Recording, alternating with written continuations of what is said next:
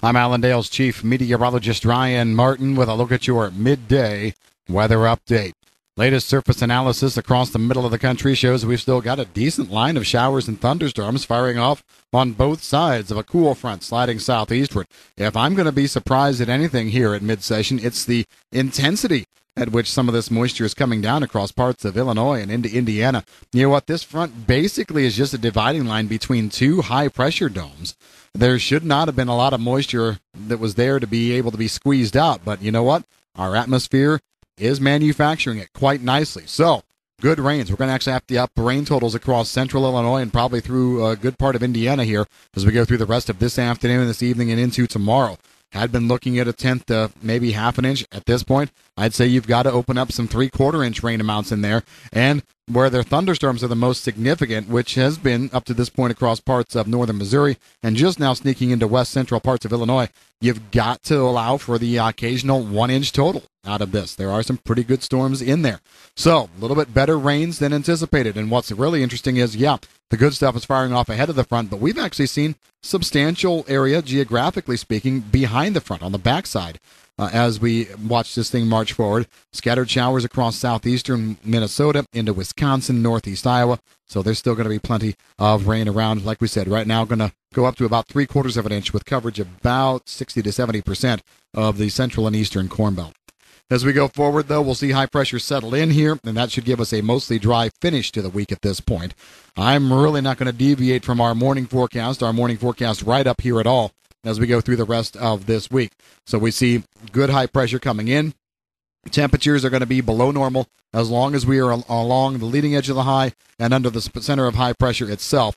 Once winds shift to the south behind it, which should happen probably late Wednesday into Thursday, we will see temperatures start to go back to normal and then likely slightly above normal levels. A nice ridge builds in over the middle of the country.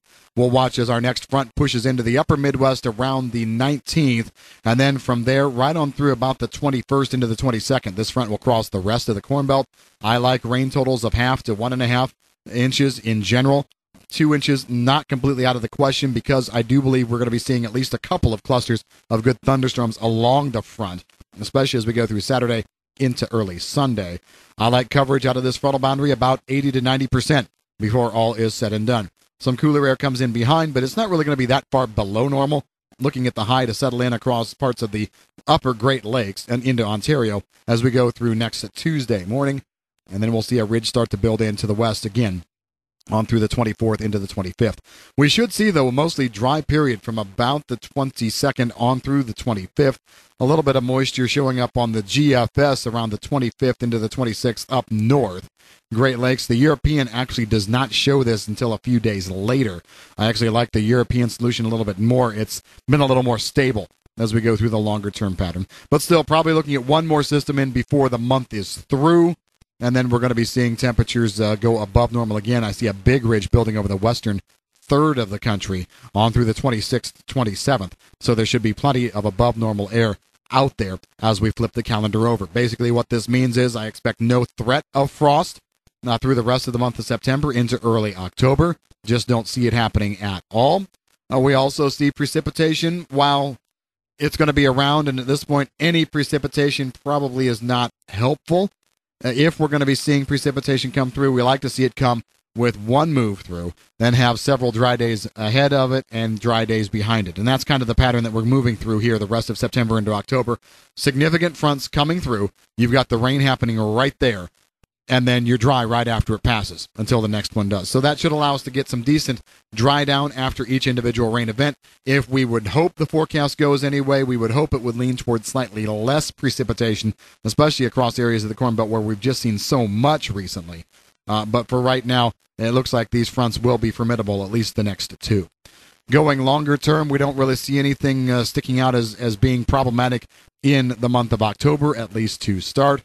And as we look overseas, we're not seeing anything pop out here at midday either. South America still looking at moisture slowly but surely creeping northward up into these key bean areas that now, starting today, they can plant. So I don't think we've got any issues, at least right out of the gate, with regard to getting things planted or in the ground and getting the crop year off to a good start down in South America. That's what we see here at midday. As always, if you've got any questions about the weather, give us a shout here at Allendale. I'm Chief Meteorologist Ryan Martin.